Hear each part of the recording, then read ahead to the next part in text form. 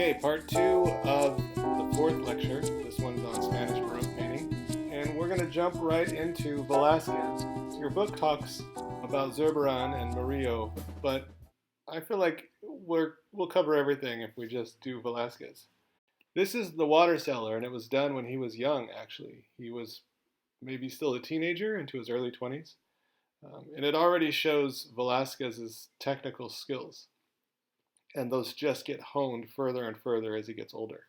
This is a picture of an old man pouring water for a younger man while a boy a little bit older than him is in the background drinking. And there's two versions of these, and the boy in the back is a little faded more than the one that you could see at the Uffizi. This one is in London.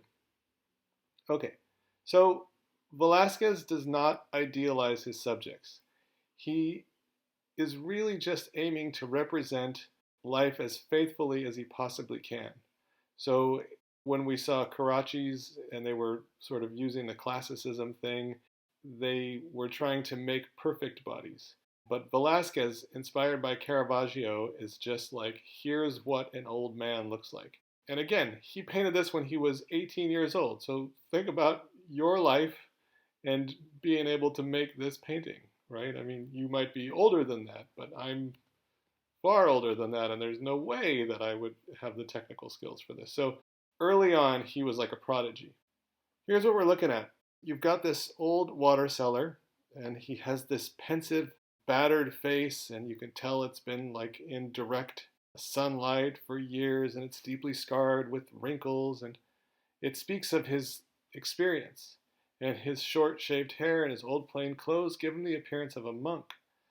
And remember that painting was in the service of the Catholic Church, so even if it wasn't specifically a saint or a story of the Bible, there's still some sort of religious idea. And this is what I was talking about in the last lecture, where I said genre scenes of like everyday life still have the ability to convey religious morality. And we'll talk about that in detail in this painting. So one of the things, by making this man look like an ascetic monk, someone who has plain clothes and has the appearance of a monk, makes the act of giving water a sacred act.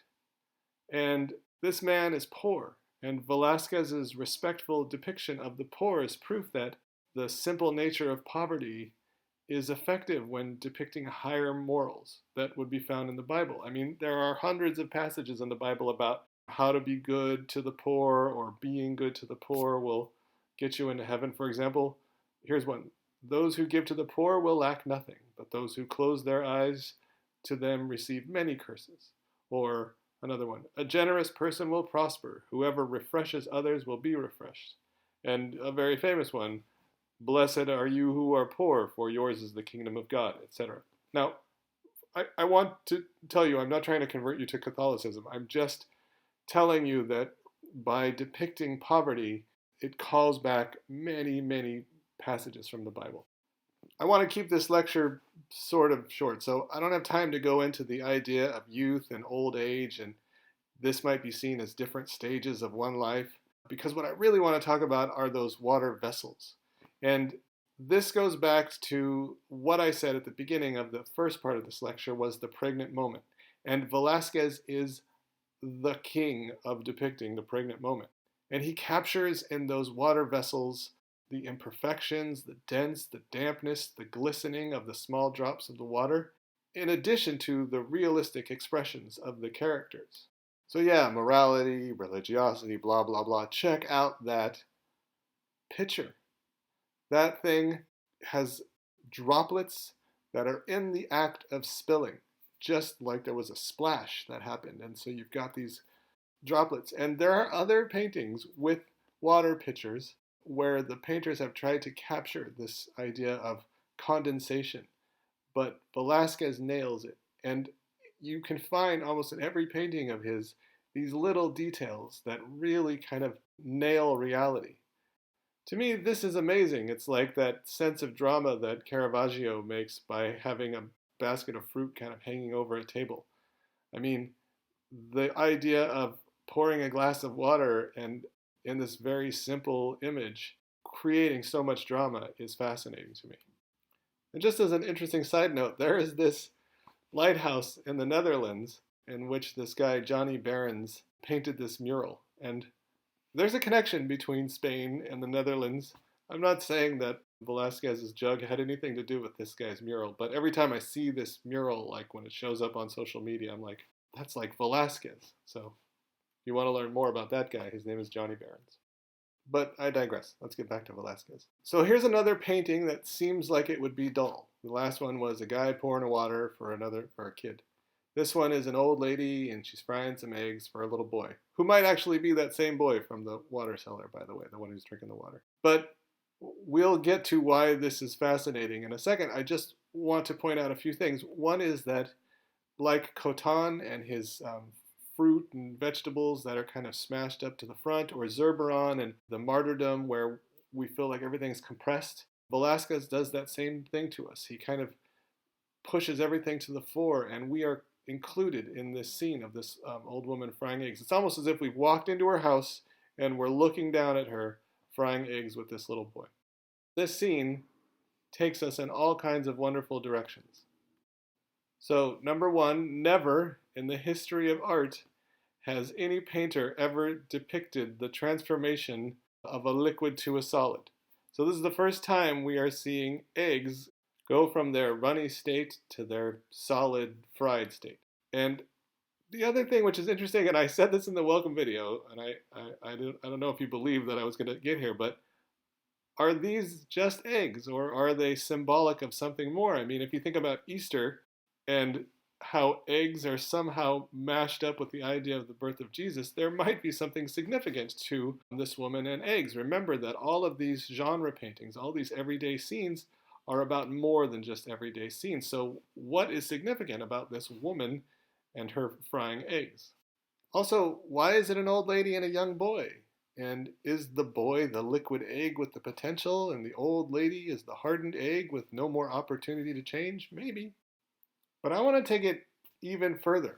When has an old lady frying eggs ever been equated with some of the greatest acts of mankind, according to the Catholics? I mean, her hand with the spoon looks just like Adam's hand from Michelangelo's creation of Adam in the Sistine Chapel. And the hand holding the egg looks very similar to Michelangelo's statue of David holding the rock. And is she slaying a giant? I mean, the fact that he's including these hand gestures, again, we've seen this now about 5 times, and we're only 4 lectures in of these callbacks to art historical moments. And by including them, you are saying, I am part of this tradition of art history. In this painting, we have another example of Velasquez attempting to capture something that has never before been attempted in a painting. Can you see it? We'll get there. So this is called Las Hilanderas, and Velasquez developed a layered composition. You see this in earlier works from him where there's a scene of Mary and she's preparing food and Jesus is in the back doing a sermon. So this is a thing that Velasquez does where he basically puts 2 pictures in one picture.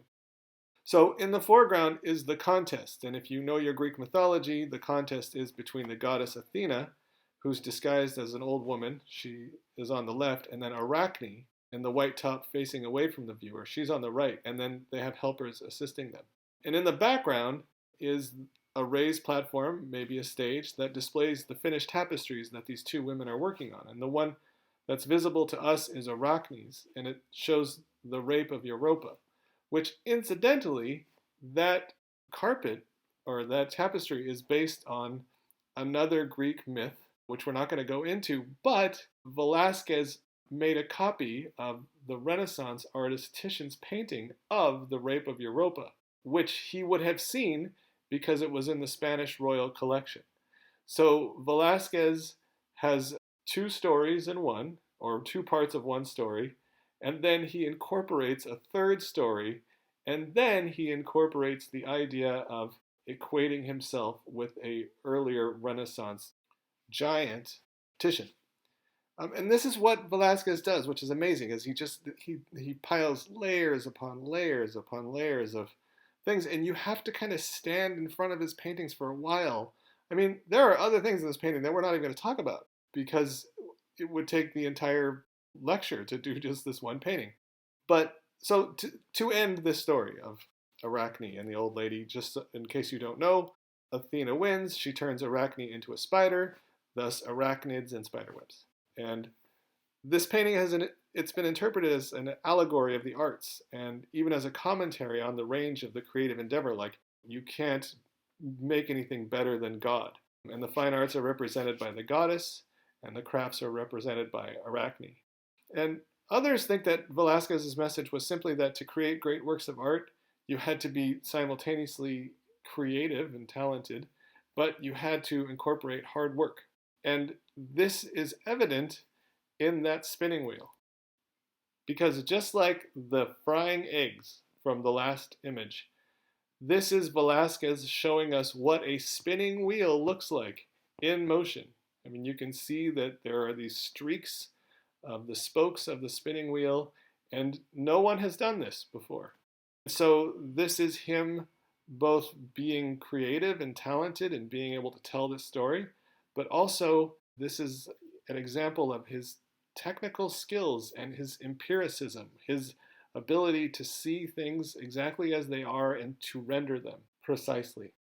Okay, we could spend the whole time on Seal and Eros, but we have to get to Las Meninas because, again, this, I think, is the greatest painting that has ever been made. Why? Well, let's just start with the obvious stuff, and then we'll work into sort of the layers and all of the magical things he's done. So this is a painting of a large room in the Royal Alcazar of Madrid during the reign of King Philip IV, and it presents several figures, and most of them are identifiable from the Spanish court. The girl in the middle is the young Infanta Margaret Teresa. She's surrounded by her entourage of maids of honor. There's a chaperone, a bodyguard, 2 dwarfs, and a dog. And you might not know that the smaller one, sort of all the way to the right, is a dwarf because it looks like a little boy, but that's a dwarf. Now, here's what's interesting is that the royal family kept the dwarves around for very nefarious reasons. Dwarves were owned and traded amongst people of the court and delivered as gifts to fellow kings and queens. And court dwarfs enjoyed specific placement right next to the king or queen in a royal court during public appearances and ceremonies because they were so small that A, made the king appear much larger and visually enhanced his powerful position, but they were also seen as ugly. And because the Habsburgs were a royal family that were a product of some serious inbreeding, they were not the most attractive bunch of people. So if you had these ugly dwarves next to you, you then seemed to appear more beautiful maybe than you were. This is a portrait of Velasquez, self-portrait, and he stands to the side with his paints in hand and he's working on a giant painting. In the back doorway there is Don Jose Nieto, and that was the Queen's Chamberlain and the head of the Royal Tapestry Works. He was a Velasquez as well. He might have been related to Diego, we don't know. He's shown pausing with his right knee bent and his feet on different steps, and it's uncertain if he's coming or going. And here we go. We're all ready to, like, what's that guy in the background doing? Also on the walls, it's hard to see, but there are paintings that have been identified from the royal collection. And then there is possibly a mirror that's depicting the king and queen all the way in the back next to Don Nieto. Okay, but here comes the mystery, and it has to do with that mirror. Okay, stick with me here because we're going deep. All right, first, the vanishing point for this painting is actually in like the elbow of the guy in the door. And so and then in his relationship with the mirror, there seems to be an inconsistency. So if the viewer is intended to take on the literal point of view of the king and queen, then the vanishing point would have to be directly in the center of the mirror.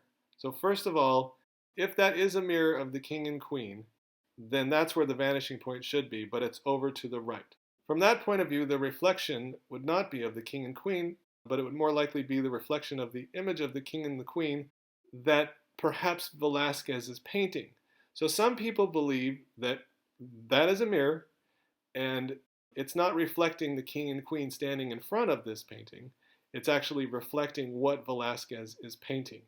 So is Velasquez messing with us? Is this intentional? Are we supposed to be like, what are we looking at? What is that mirror reflecting? Okay, let's put a pin in that because I want to talk about Velasquez himself in this painting. So He represents himself standing at the easel. He holds in his left hand his palette and his brush in his right. In his belt is the key to the king's chamber, and according to a historian, Philip IV had given Velasquez the key to the chamber, which was a much sought-after privilege by members of the court, and on his blouse appears the Red Cross of the Order of Santiago. This must have been added after he died. It was like a posthumous order given by Philip IV. This shows the close relationship between the king and his court painter. And so what we're looking at is Velasquez with the family and the attendants of the family all in a room together. And so now we got to get back to the mystery of the mirror, because if that's what we're looking at, then the mirror might be reflecting something very specific. But again, people have contended that there is a problem with the placement of the mirror and the vanishing line. But I did an experiment with my, I guess then 6-year-old daughter, and I tried to recreate this in her bedroom, and here's the result of the recreation.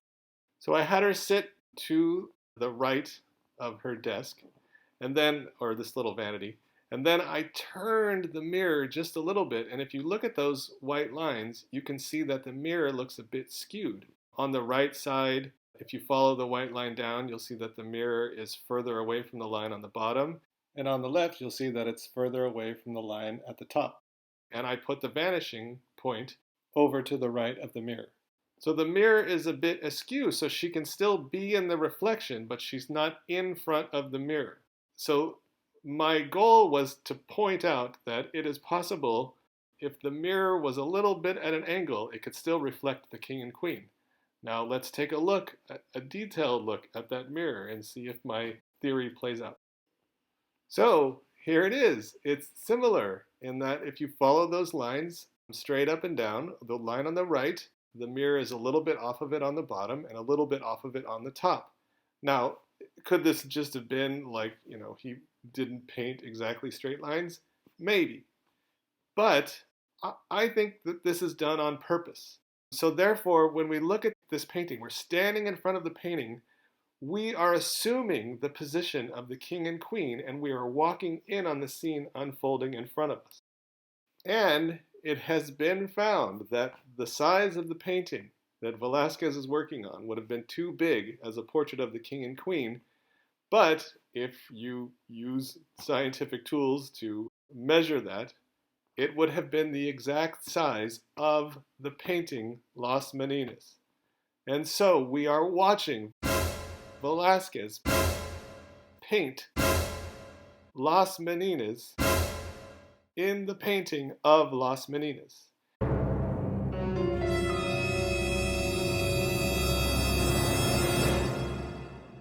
All right, we'll end it there for the day.